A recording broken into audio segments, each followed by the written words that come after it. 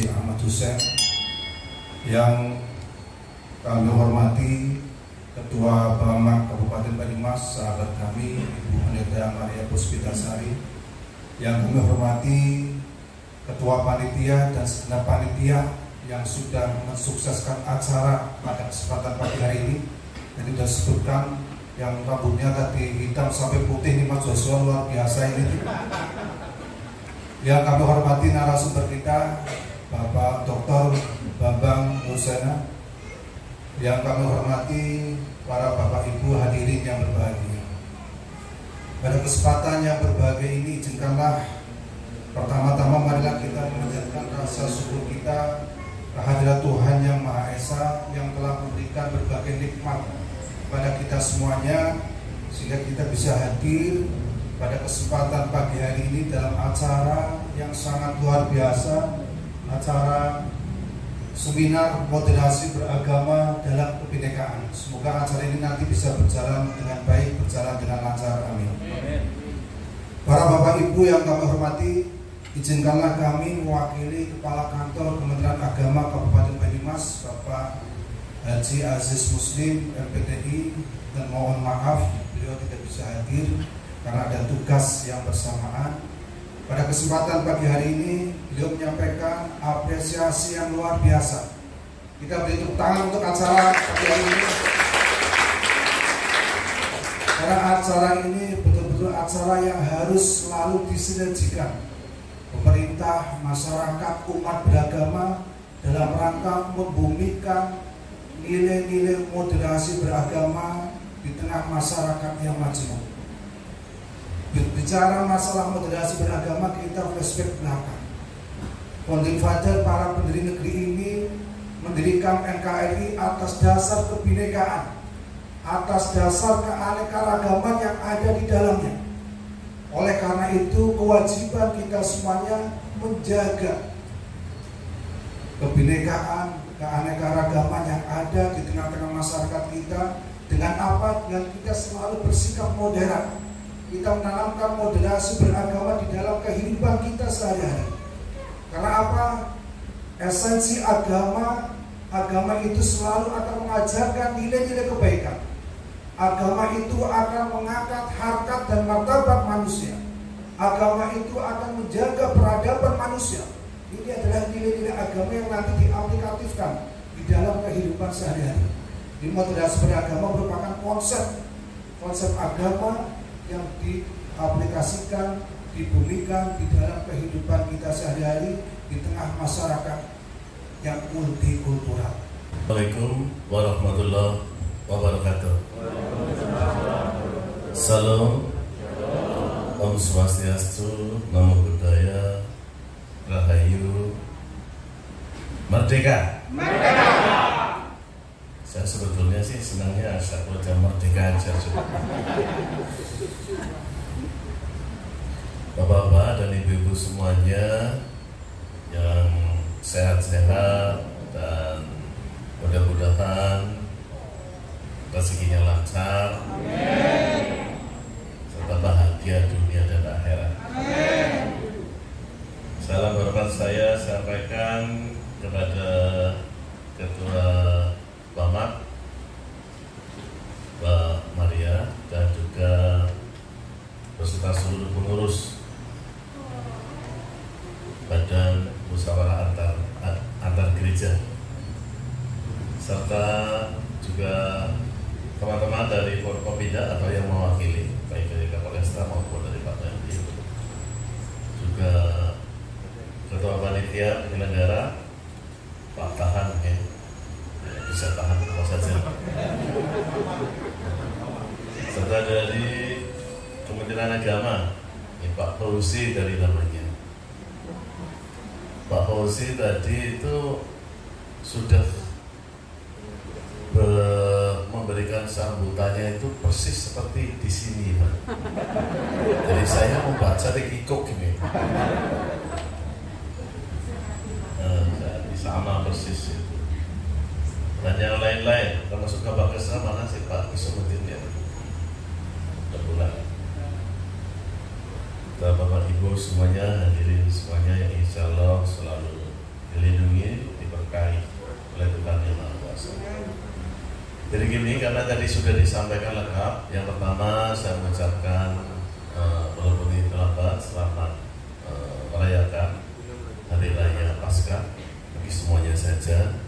Dan juga nanti akan disampaikan oleh Pak Dr. Bambang Ursana itu tentang moderasi beragama dalam kebinekaan.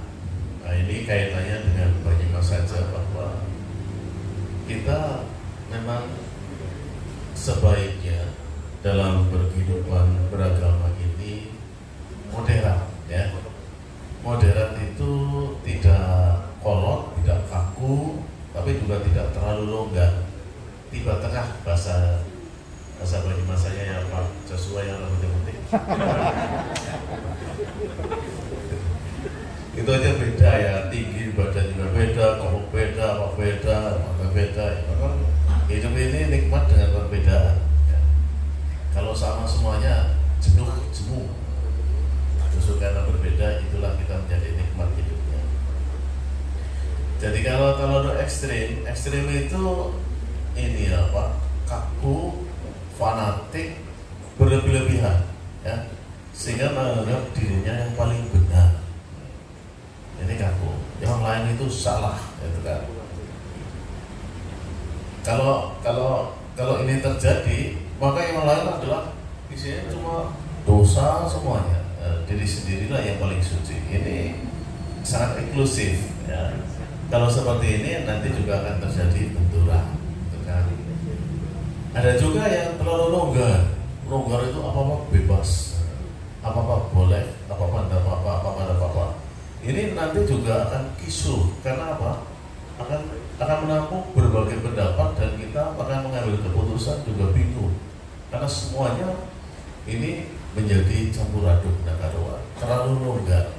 Nah, yang bagus ini yang tiba tengah. Tiba tengah itu ketat sekali tidak, tapi longgar sekali tidak. Jadi bisa mengerti, bisa memahami, dan saling percaya, ya, saling percaya dan tidak berprasangka.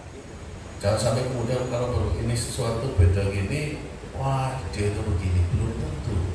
Apa yang kita lihat itu belum tentu itu yang sebenarnya. Sehingga kita memang harus pandai bersabar, ya. Kita harus pandai bersabar dan kita harus bisa melihat kenapa dan ada apa di belakangnya. Jangan apa yang terlihat kemudian divonis sebagai suatu kenyataan, gitu kan, ya. Jangan apa yang Bapak lihat, apa yang kita amati itu adalah fakta, pasti seperti itu. Padahal yang terjadi di belakang adalah ada reason, ada jalanan, ada sebab. Sebab ini yang kemudian harus kita ambil hikmahnya, ya. Bahwa orang berbuat sesuatu, orang seperti ini, oh ternyata dia punya alasan tersendiri. Ternyata dia punya pandangan, ya, yang menurut dia adalah benar, tapi menurut orang lain tidak benar. Nah, disinilah yang kemudian kita adanya saling komunikasi, ya. Komunikasi itu membuat kita menjadi mengerti kenapa itu beda, ya. Komunikasi, saling silaturahmi, saling bercerita, saling mudarasa, ya, saling diskusi, saling dekat satu sama lain. Ini membuat kita mengerti. Oh, gitu ya. Oh, saya baru mengerti ya. Ternyata kamu juga orang baik, gitu loh. Ya. Sana juga begitu. Oh, ternyata itu orang baik. Oh, berarti kita semua orang baik dong. Nah, itu nanti kita bisa bekerja sama dengan baik. Itu aja Bapak Ibu, maka saya membuka acara ini, ya, moderasi beragama dalam kebinekaan. Makasih. Alhamdulillah. Wassalamualaikum warahmatullahi wabarakatuh. Semoga Tuhan memberkati. Beliau nanti akan menyampaikan materi 30 sampai 40 menit untuk sesi pertama ini, sehingga nanti ada sesi tanya jawab. Jadi 20-30 menit untuk sesi pertama ini. Jadi waktu kita sampai jam 12, nanti Pak Bambang akan menyampaikan materi 30-40 menit. Jadi Bapak Ibu nanti bisa langsung mempersiapkan pertanyaannya. Nanti kalau dalam sesi tanya jawab bisa langsung berdiri lalu kemudian bertanya secara fleksibel. Shalom.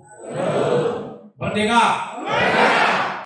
Saudara-saudara, moderasi beragama sebagaimana yang disampaikan oleh Pak Bupati dan dari Departemen Agama tadi, itu sebetulnya posisi tengah, posisi moderat itu tidak ekstrim.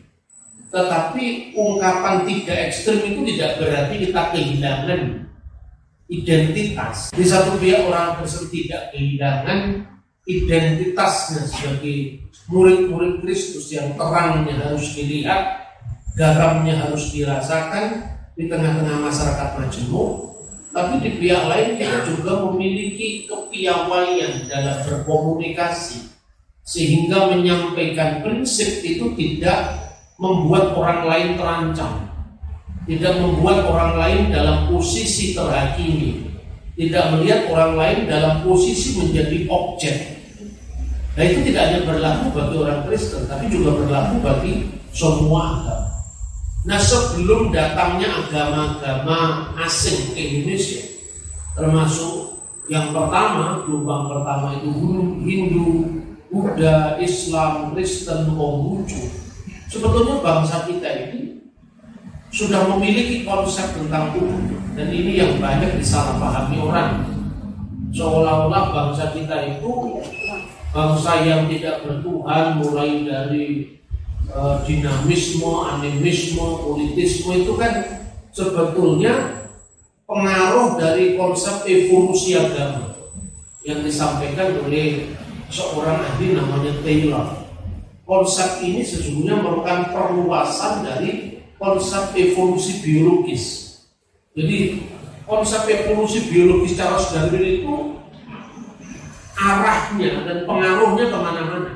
Manusia itu dulunya ya memang karena makhluk pramanusia, jadi tidak punya keadaban, tidak punya konsep agama. Dan setelah muncul manusia sempurna yang diawali dari Homo sapiens, ini konsep evolusi biologis ya, manusia itu kemudian dianggap melalui perkembangan dari yang pertama paling sederhana dalam konteks agamanya sampai canggih. Nah, makanya kalau konsep ini diterapkan untuk kitab suci, yaitu bertentangan, karena manusia pertama itu bertuhan yang Maha Esa.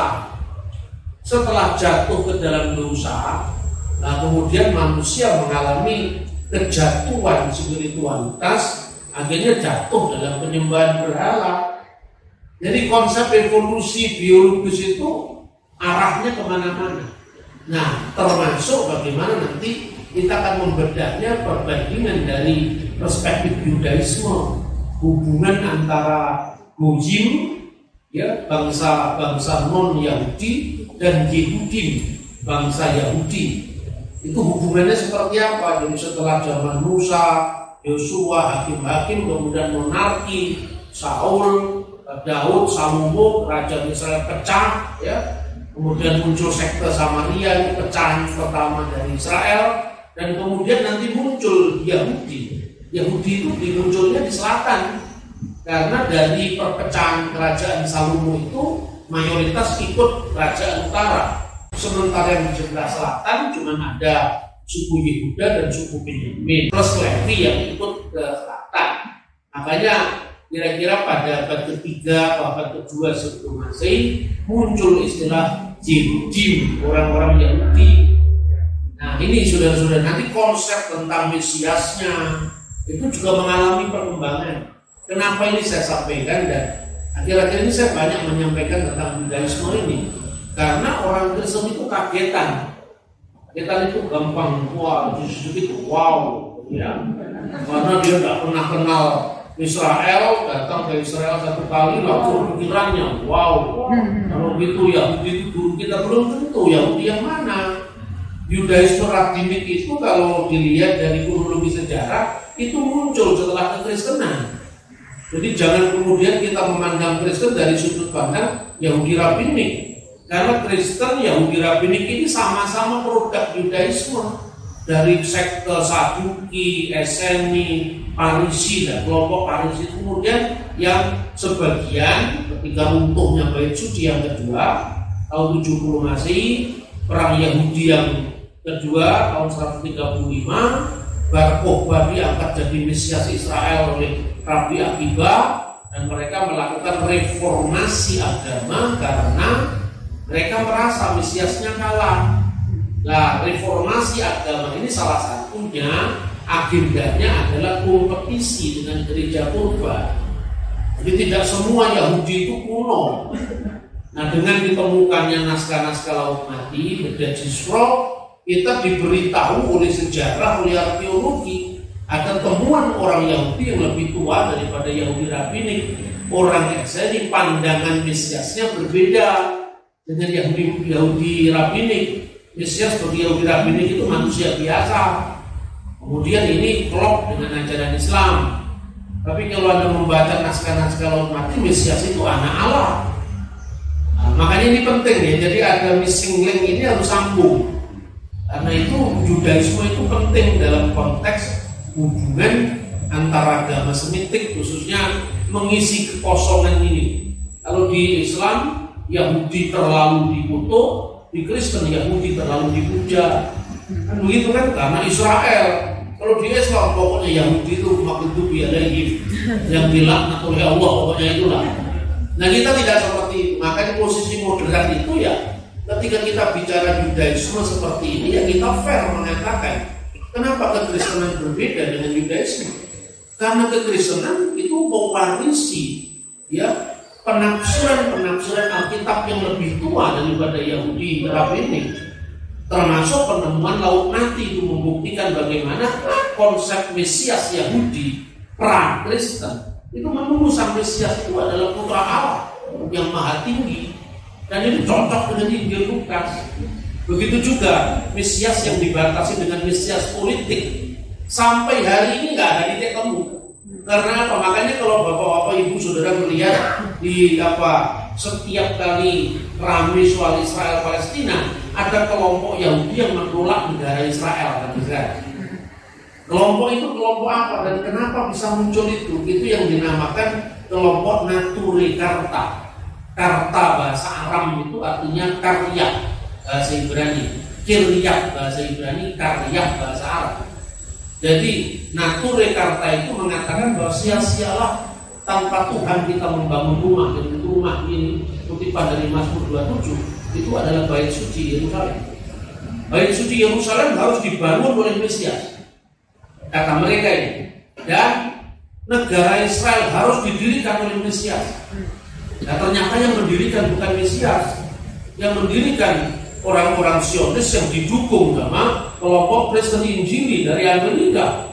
Ya toh? Jadi artinya nggak cocok dengan harapan Yahudi. Maka negara Israel ini dianggap bentuk kesombongan melawan Allah karena mendirikan negara tanpa kehadiran Mesias. Nah, orang Kristennya juga ketawa-ketawa. Nah, kamu kan nolak kami. Nyatanya negara Israel yang mendirikan adalah kaum Zionis yang didukung oleh orang-orang Kristen. Nah, salahmu sendiri kamu menolak Yesus. Nah, jadi polemik. Kan gitu kan? Jadi sebetulnya selalu ada jawaban ketika orang menyerang iman Kristen, karena dipikirnya kita tidak punya jawaban. Selalu ada jawaban, cuman karena orang Kristen itu terlalu sabar. Kita kalau dihujat, difitnah, ya kita tenang-tenang aja, tapi jangan mengentengkan yang tenang-tenang. Air tenang itu menghanyutkan. Nah, oke, itu nanti arahnya ya kita bicara. Sekarang Indonesia kita ini juga disalahpahami oleh orang-orang Barat yang berpola pertama sekularistik, ya. Sehingga semua yang sifatnya itu teologis itu ditolak, termasuk dia lebih enjoy dengan evolusi agama ketimbang dia harus mempercayai dalil kitab suci. Dan ini yang terjadi sekarang ini. Gaya-gaya pemikiran yang sangat bebas, ya, liberal teologi itu kemudian satu dengan warna zaman baru yang membuat bahwa seolah-olah kalau gereja itu harus masih berlandaskan kitab suci, itu dianggap sudah ketinggalan zaman. Padahal tidak harus seperti itu. Saya sangat hormat sekali saudara-saudara Muslim ya. Di tengah-tengah situasi zaman yang terus berubah, mereka tidak pernah kehilangan pijakan kitab suci mereka, Quran, Sunnah Rasul Muhammad. Masa Kristen tidak malah? Tapi bagaimana mereka bisa melakukan harmonisasi antara di satu pihak dalil keagamaan dengan kemajemuan? Contohnya Wali Songo. Wali Songo itu bisa membangun jembatan itu. Nah, Kristen tidak punya Wali Songo, kita cuma punya Wali Murid. Makanya kita ini gampang menghadapi perubahan. Padahal kalau mau jujur, kita punya Kiai Tunggul Wulung, punya Kiai Sadra, punya Kiai Paulus Tosari. Nah, kita tidak hormat pada teolog lokal kita. Kita selalu bangga dengan teolog-teolog bule. Akibatnya apa? Kita terasing di negeri sendiri. Nah, itu saudara-saudara. Jadi pertama, ketika bangsa Indonesia itu belum mendapatkan pengaruh dari agama-agama mancanegara, itu sesungguhnya kita sudah percaya pada satu prinsip Tuhan. Tuhan itu dianggap dia yang tak terjamah oleh panca indera. Makanya disebut Sang Hyang Tayang. Itu tampak sekali sebelum munculnya agama-agama luar. Bangsa kita sudah percaya kepada yang namanya Zyang. Zyang itu artinya Tuhan. Nah, kemudian digabung dengan kata sembah. Makanya menjadi kata sembahyang, menyembah Tuhan. Sembahyang itu hanya menyembah Tuhan, dan yang seperti apa yang disembah. Tuhan seperti apa yang disembah. Dia memiliki sifat yang sifatnya imaterial. Dia tidak tampak, makanya disebut Sang Hyang Tayang dalam bahasa Nusantara kuno, dan itu mirip dengan bahasa Sunda. Tita Aya, tidak ada, bukan berita Aya itu tidak ada dalam makna Tuhan itu tidak ada secara kasat mata, tetapi ada dalam dunia imaterial. Makanya Tuhan yang disebut Sang Hyang Tayang ini selalu merunai dan mewarnai perjalanan spiritualitas bangsa yang lebih arif dengan kemajemukan. Maka ketika agama Hindu masuk pertama kali, itu kan sebetulnya dituliskan dalam Prasasti Kutai Mulawarman. Itu kerajaannya di Kalimantan Gana. Rajanya yang tercatat sebelum pengaruh Hindu itu namanya Kudungga. Kudungga itu nama Kalimantan asli, nama Dayak itu. Kemudian setelah dapat pengaruh Sansekerta, mulailah gelar-gelar bahasa Sansekerta menjadi gelar-gelar raja di Nusantara. Lalu namanya adalah Mulawarman. Setelah itu masuk ke kerajaan Sunda Purnawarman, yang prasastinya ada di Prasasti Tugu itu. Nah, pada saat kerajaan Sunda kuno, bagaimana kita menghadapi kemajemukan agama-agama tanpa kehilangan identitas kita sebagai orang Nusantara, gitu kira-kira. Maka agama-agama itu disambut dengan terbuka, welcome semuanya, tapi direfleksikan kembali dalam prinsip yang disebut yang tadi. Maka pertama, bentuk keramahannya itu terbukti dari semua agama disambut dan diberi salam sesuai dengan agama masing-masing. Maka untuk orang Buddha dikasih salam sama orang Sunda kuno ini, ya, diberi salam sembah ring bulun di sang panca tathagata. Jadi artinya memberi salam kepada para pengikut sang panca tathagata, Siddhartha Gautama. Untuk orang Hindu, Hongkara Nama Siwa, salam bagi Sang Hyang Siwa. Semuanya itu untuk apa? Kata naskah Sunda itu namanya Siska Kanda Inkarsia. Semua itu untuk kebaikan kita semua. Salamnya Rahayu, karena Hayu itu artinya bukan sekedar kriteria baik dan buruk, tapi juga kriteria indah dan tidak indah. Maka dari kata hayu muncul dari bahasa Jawa baru ayu. Hayu ning bawono artinya kecantikan dunia ini. Makanya salah satu mantra dari budaya spiritualitas Jawa itu adalah memayu hayu ning bawono, menciptakan perdamaian dunia. Nah, kemudian terlepas daripada agama itu diterima dengan baik dan ramah, tetapi direfleksikan kembali, tidak diterima mentah-mentah, direfleksikan kembali. Makanya ada ungkapan dalam Siska Kanda Inkarsian itu, naskah Sunda kuno itu disebutkan itu semacam hubungan hierarkis, ketaatan kepada pihak yang lebih tinggi. Lalu dikronologikan seperti mangku bumi bakti di ratu, ratu bakti di dewata, dewata bakti di yang.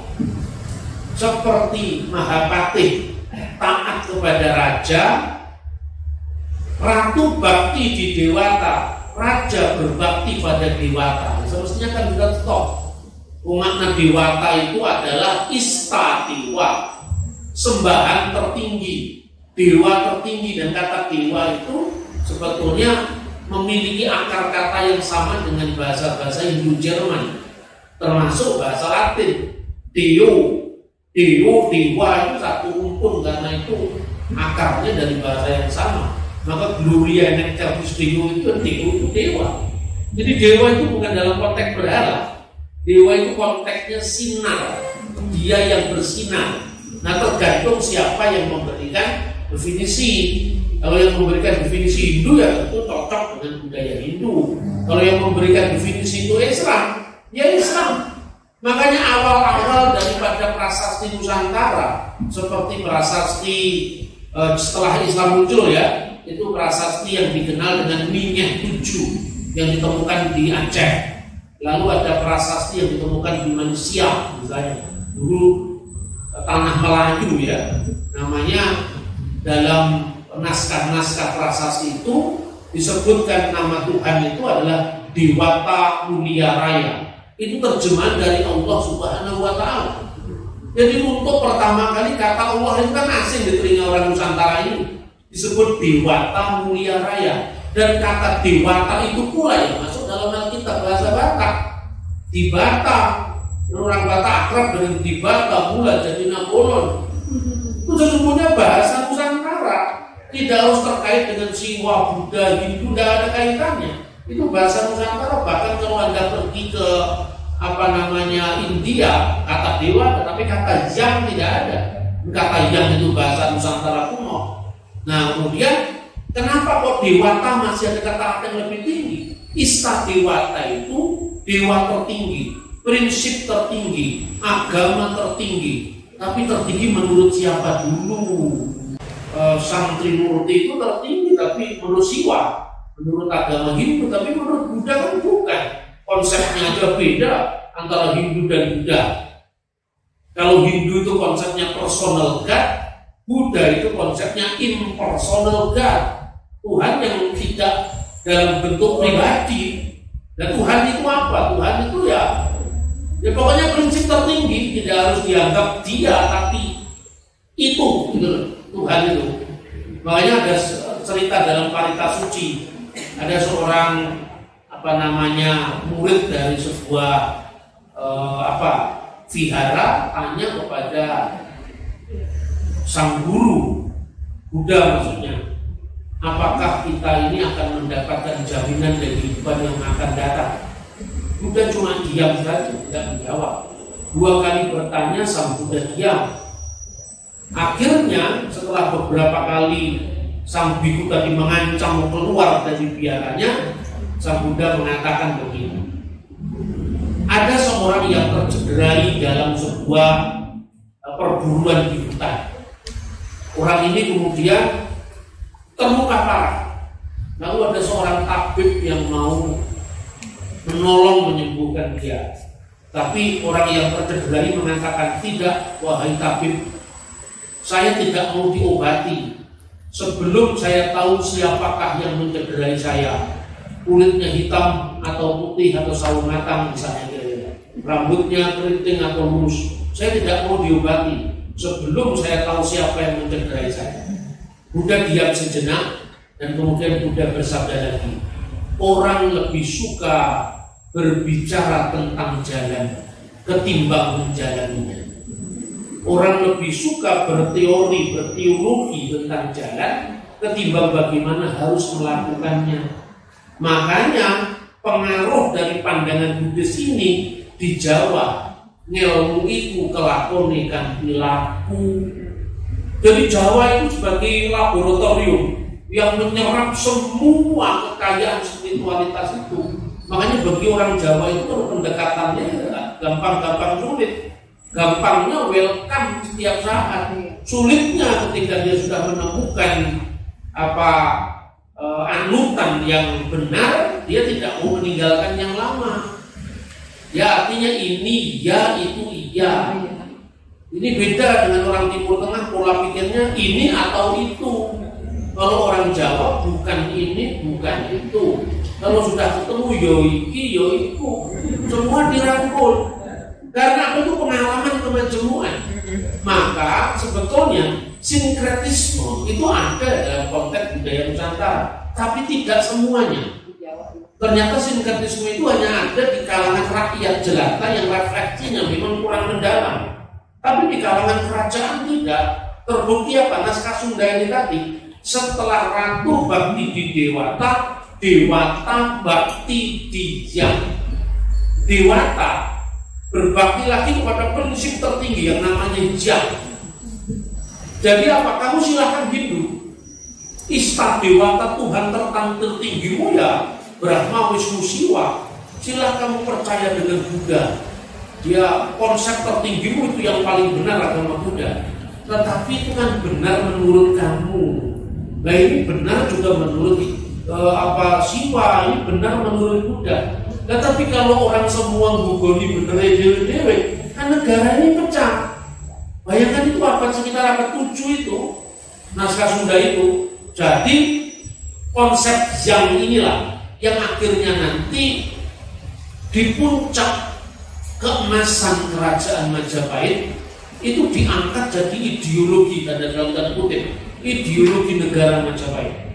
Dan puncaknya adalah Bhinneka Tunggal Ika Tanhana Dharma Manggruwa. Nah, ada dua pustaka Majapahit yang saya kutip ya. Yang pertama adalah Kakawin Sotasoma atau Kakawin Purusada Santa. Sebetulnya judul aslinya itu Kakawin Purusada Santa. Tapi karena tokoh utamanya Sotasoma, maka lebih dikenal Kakawin Sotasoma. Itu sebetulnya bukan sekedar pluribus unum, secara multikultural lebih tinggi daripada itu. Ketika Majapahit itu terancam oleh perpecahan yang diakibatkan oleh perebutan hegemoni kebenaran antara Siwa yang paling dominan saat itu. Jadi Siwa pun itu salah satu aliran dalam Hinduisme yang paling dominan, satunya adalah Buddha. Nah, trauma konflik perpecahan agama itu nyaris membelah Nusantara ini ketika pada masa kerajaan Sanjaya, dinasti Sanjaya. Karena apa? Trauma perpindahan agama. Jadi Panangkaran itu pindah agama dari Siwa menjadi penganut Buddha. Akibatnya dalam kebijakan negara, Siwa agak terpinggirkan, memerlukan 4 tahapan pergantian raja lagi sampai kemudian Rakai Pikatan menikah dengan seorang yang bernama Pramudiawardhani, dan orang ini adalah anak dari raja yang mendirikan Candi Borobudur. Lalu untuk toleransi beragama, kemudian Rakai Pikatan dan putra atau putri dari pendiri Borobudur itu menyatukan dua agama tadi. Satu monumennya namanya Candi Borobudur yang dibangun mendiang bapaknya, satunya sang suami mendirikan candi yang namanya Candi Prambanan. Sampai saat itu era perdamaian agama itu kembali di teruskan sampai kemudian mungkin karena meletusnya Gunung Merapi, candi ini terkubur sampai ditemukan kembali zamannya Thomas Stamford Raffles tahun 1800-an. Baru kemudian candi ini dikenal kembali, dipelajari, direkonstruksi kembali ya. Nah, setelah munculnya perpindahan dari kerajaan Jawa Tengah ke Jawa Timur, nah kerajaan ini pun muncul karena apa? Karena apa yang dikenal dengan peristiwa Mahapralaya, yang itu juga nyaris membelah Nusantara. Kemudian putra seorang raja Bali yang namanya Raja Udayana, anaknya yang namanya Erlangga menjadi pendiri kerajaan Kediri. Dari sinilah sastra Jawa itu dikenal sangat lengkap ya, mulai dari misalnya Kakawin Arjuna Wiwaha, Kakawin Gatut Kaca Seraya, Kakawin Barata Yuda, itu muncul di zaman kerajaan Kediri. Pada zaman kerajaan Majapahit, puncak terbesarnya adalah Kakawin Sotasuma dan Kakawin Negara Kertagama. Nah, saudara-saudara, di sini saya ceritanya Kakawin kan tidak nyambung loh. Karena Jawa kita ini Jawa mataraman Islam. Kita lebih kenal dengan Sembang Mocopat, karya Yosodipuro atau karya Mangkunegoro. Kalau saya ngomong tentang Sembah Rogo, Pakar Tini Wong Kang Amagang Laku, semua orang tahu. Tapi kalau saya tanya tentang misalnya apa isinya Sotasuma tentang Bhinneka Tunggal Ika, itu kedua agama itu digambarkan sudah mau saling menghancurkan. Itu gambar karya sastra. Digambarkan bahwa Siwa, di agama Siwa diwakili oleh sosok yang namanya di situ adalah Kala, ya, Batara Kala. Kemudian dia masuk ke dalam tubuhnya raksasa yang namanya Purusada Santara. Purusada tadi melawan Sotasoma yang tidak lain jelmaannya Sang Buddha. Keduanya mau perang, sudah mau menghancurkan dunia ini. Maksudnya dunia Nusantara, maksudnya kemudian ngarang-ngarang Majapahit sudah saling mau menghancurkan dengan pusakanya yang sakti masing-masing. Tiba-tiba ada pur dari para makhluk surgawi yang datang mungkin mendamaikan. Cegahlah perang besar ini, jangan sampai ini akan menghancurkan dunia. Lalu mereka menyanyikan kidung pujian yang bunyinya Roanika Datu Winuwus Wara Buddha Wiswa Biniki Rakwaring Apan Kena Parwanusan Mangka Jinat Walawan Siwa Takwa Tunggal Bhinneka Tunggal Ika Tandhana Dharma Mangruwa. Orang Bali lebih tahu ini daripada orang Jawa. Karena itu Fakultas Sastra jurusan Bahasa Jawa Kuno tidak ada di UGM, tidak ada di Undip, tidak ada di Solo, tapi ada di Udayana. Nah, saya pernah belajar satu semester itu Bahasa Jawa Kuno. Itu kan apa? Gara-gara istri saya ini ngomongnya kok ngapak-ngapak, kok semua. Ini orang mau sego, sing anak sega. Kok bisa begitu? Ternyata bahasa Purwokerto ini bahasa Majapahitan. Itu betul. Makanya itu mana nih bahasa Jawa Kuno? Bhinneka Tunggal Ika, Bhinneka Tunggal Ika Tandhana Dharma Mangruwa. Sebagian dilestarikan di Purwokerto, Banyumas, ngapak-ngapak. Sebagian dilestarikan di Tengger. Makanya orang Tengger kalau ngajak makan, ayo pada mangana, pada ngumbia, mirip sekali. Ini baru sejarah kira-kira berusia dari abad 15 sampai sekarang, itu baru kira-kira 800-an tahun kita semua sudah saking ingatan. Itu kok mengkritik Alkitab itu pangkatmu apa? Ini sejarah Indonesia 800 tahun belum ada, kita lupa semua. Kok banyak sekali nulis itu. Dokumen pengasuhan Alkitab itu pangkatmu itu apa? Cerdas gak terlalu cerdas, literasi kurang, tapi bayarnya itu kembali ke Majapahit. Jadi kira-kira artis Loka itu Orang mengatakan bahwa Siwa dan Buddha itu berbeda, tapi bagaimana mungkin dibedakan secara sekilas, sekilas pandang? Padahal the essence of Siwa and the essence of Buddha is one. Sesungguhnya Siwa dan Buddha itu dengan berbagai macam fenomena warna yang berbeda, tapi kan tujuan semua agama itu adalah satu. Masih saya tambahin lagi, satu ya tujuannya. Wilayah tekan, orang tekan dan urusan lain nanti kan. Namanya kan orang ingin satu arahnya, jangan dicegah lah. Sudah dikandani loh. Dan Jawa Timur lewatnya sini mas, gak lewat keleru. Ya ngotot itu sudah itu kan pilihan hidup.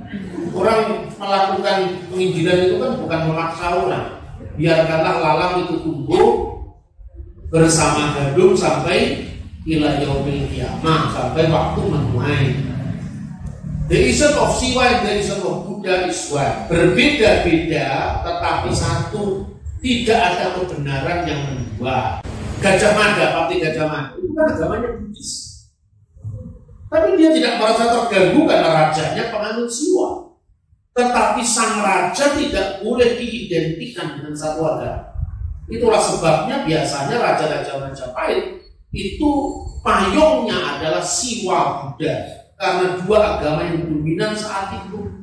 Jadi kalau di Purwokerto kemudian ada upaya untuk bagaimana moderasi beragama dikonkretkan dalam bentuk bangunan, misalnya kitab suci semua agama akan ditampilkan, itu kan sebetulnya spirit Bhinneka Tunggal Ika yang harus kita dukung bersama.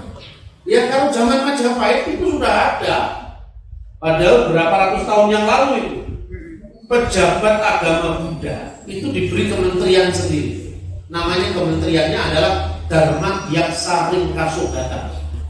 Itu urusan Sogata agama Buddha. Sementara agama Siwa dikasih sendiri, namanya Dharma Yaksaringka Sayuan. Yang minoritas-minoritas diberikan sendiri Karsian. Nah karena Karsian itu langsung dibawa raja yang dikenal Pahom Narindra. Inilah yang ilhami, yang memberikan spirit luar biasa para founding fathers kita. Makanya dasar negara kita itu dinamakan Pancasila. Karena Pancasila itu dari kitab Sotarsoma, dari kitab negara kertagama. Pancasila ya gegen dan keteki haywa lupa. Pancasila kiranya dipegang teguh dan jangan sampai dilupakan. Itu intinya dulu ungkapan agama Buddha yang dipinjam oleh para founding fathers, diberikan makna ulang. Kalau kita namanya kontekstualisasi, isinya diperdalam dalam konteks kebangsaan. Sekalipun kita ini beda suku, beda agama, beda aliran kepercayaan, beda bahasa suku, bahasa daerah, budaya, tetapi kita ini satu, yaitu Indonesia. Kira-kira seperti itu. Nah, saudara-saudara, itu kira-kira data-data yang luar biasa dari konteks Majapahit. Lalu bagaimana hubungan negara dalam konteks lintas agama tadi? 5 menit lagi pasti selesai. Itu direfleksikan juga dalam kitab negara kertagama. Itu dikatakan begini, bahwa Xiang itu adalah pemersatu dari semua agama-agama yang ada. Xiang itulah yang sekarang disebut ketuhanan yang Maha Esa. Jadi ketuhanan yang Maha Esa itu bukan konsep agama Islam untuk dikaitkan dengan tauhid, enggak. Orang yang tidak mengerti sejarah. Kata Tuhan yang Maha Esa itu bukan bahasa Arab, itu bahasa Nusantara asli. Ketuhanan Tuhan kan bahasa Melayu, ditambahi ke dan an. Maha itu bahasa Sanskerta. Mahabharat, ya kan? Esa itu bukan bahasa Sanskerta. Bahasa Sanskertanya Esa itu ekam. Ekam satripah bahuda wadanti. Dalam kitab Veda, dia yang satu disebut dengan berbagai macam nama. Tapi Esa itu bahasa Dayak, bahasa Rote. Makanya ada tanya sama orang Dayak itu, Esa 2 telu kan itu, 1 2 3 di Rote juga begitu. Itu bahasa Nusantara kuno. Jadi ketika Bung Karno mengatakan ketuhanan yang Maha Esa, dia mengatakan hatiku akan berpesta pora apabila negara Indonesia merdeka yang kita dirikan ini asasnya ketuhanan yang Maha Esa. Jadi ketuhanan yang Maha Esa itu prinsip bangsa Indonesia dari abad ke abad, bukan tauhid, bukan tauhid Islam, bukan monoteisme Kristen, bukan Brahman Widya Hindu, tidak ada kaitannya. Ya, kemudian jangan dipertentangkan dengan ketuhanan yang berkebudayaan. Bung Karno tidak pernah mengatakan ketuhanan yang berkebudayaan sebagai asas dalam Pancasila. Bung Karno mengatakan asasnya ketuhanan yang Maha Esa, tapi implementasi asasnya adalah ketuhanan yang berkebudayaan, ketuhanan yang saling hormat menghormati, ketuhanan yang tanpa egoisme agama.